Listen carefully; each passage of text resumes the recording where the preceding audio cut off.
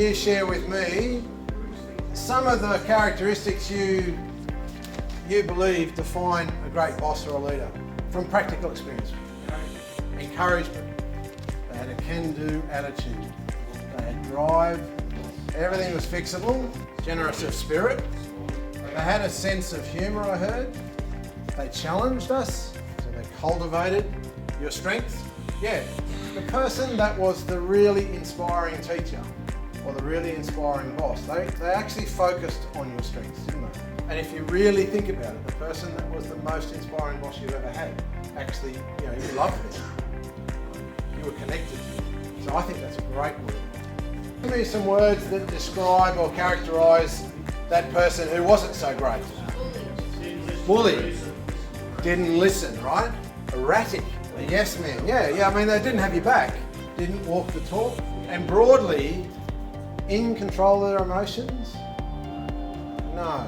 As compared to that great person that led you, right? Were they in control of their emotions? Yeah. Now, I've consciously put a line here, and you'll notice in your notes, there's a diagram at the bottom there with some of these words documented in it. So if you just go, I think, to the page 7, what I've done is the top box there, right? The great boss and the poor boss. Does anybody actually really believe that they've never ever been emotional? They've never talked down to somebody? They've sometimes maybe been unpredictable? Got frustrated and a bit bullyish? Like, we all spend time below the line. Would that be fair to say? We all spend time below the line. But if we're going to lead, we've got to get control of that and spend more time above the line.